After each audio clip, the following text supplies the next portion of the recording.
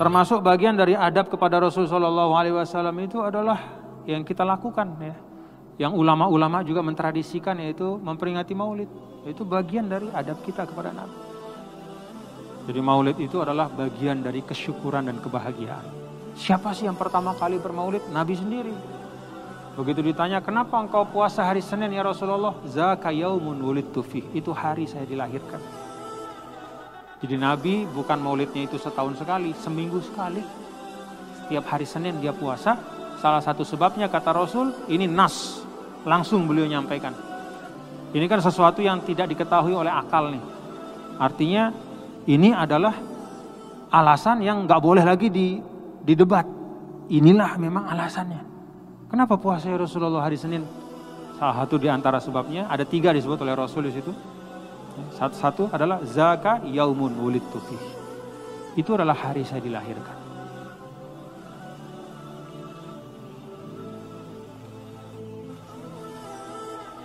Tapi kok maulidnya bukan kayak Nabi maulid, artinya memperingati kelahiran dengan puasa. Kok sekarang pakai acara kayak pengajian? Kok ada makan-makannya? Ulama menjelaskan bahwa kalau pokok dari hukum itu sudah ada, ya, maka cara untuk melaksanakannya, ya, selama tidak ada pembatasan, maka itu dimungkinkan. Jadi cara kita bersyukur bisa 1001 cara. Ya, bisa dengan membaca zikir, memperbanyak sholawat, membuat pengajian. Di situ disebutkan kisah hidup Nabi besar Muhammad SAW. Kemudian ada makanan yang dibagi di situ, karena membagi makanan itu juga sunnah utama di dalam Islam.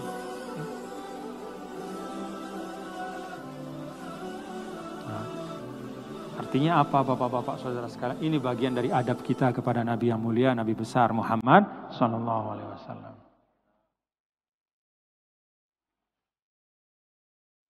Ya, di antara kita saja kan Bapak-bapak ya.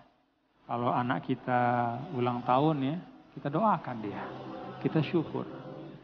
Kita syukur, kita buat makanan sebagai tanda kesyukuran. Sama anak saja begitu kok, sama Rasul bakhil. Padahal yang akan kasih syafaat nanti bukan anak kita di akhirat, Rasul sallallahu alaihi wasallam. Keadaan ketika nanti di al-mahsyar, al-mauqif, manusia itu sejengkal matahari. Matahari akhirat beda dibanding dunia. Kalau dunia itu ada cahaya dan ada panas. Di akhirat itu matahari yang enggak ada cahaya, cuman panas doang. Jadi gelapnya luar biasa, tapi panasnya luar biasa. Maka tempat bukan hanya kita sebagai umat orang-orang biasa, bahkan para nabi dan rasul yang lain pun itu lari untuk memintakan syafaat. Menyuruh orang untuk cari syafaat kepada Nabi besar Muhammad SAW. Jadi orang yang seperti itu, yang hidupnya itu memberikan kita semua kebaikan, darinya lah kita tahu bagaimana menjadi seorang hamba Allah, bagaimana beribadah, bagaimana menyembah Allah, bagaimana mencari rezeki yang halal, bagaimana membangun hubungan dengan wanita yang baik melalui pernikahan. Itu kan semua dari Nabi semua. Lalu gak cukup seperti itu, di akhirat pun kata Rasul, semua Nabi punya doa yang wajib dikabulkan. Dan semua sudah pakai doanya kecuali saya simpankan untuk umat saya nanti sebagai syafaat. Orang yang kayak begitu, masa kita bakhil untuk memuliakannya? Masa kita merasa berat hati untuk mentakzimnya? Allahumma sholli wa sallim wa barik alaihi wa alihi wasallam. Nah, tentu saja tetapi ada hal yang juga harus diingat ya. Kadang yang membuat sekelompok saudara-saudara kita tidak suka kepada maulid itu adalah karena hal-hal buruk yang dilakukan di maulid itu. Dalam arti acara itu digelari sebagai suatu maulid Rasul sallallahu alaihi wasallam, memperingati Rasul, tapi isinya maksiat. Ya, macam-macam. Ada di beberapa tempat ya. Mudah-mudahan tidak ada di Mataram ini. Ada pakai minuman keras, ada joget-joget apa. Jadi sesuatu yang baik dia rusak.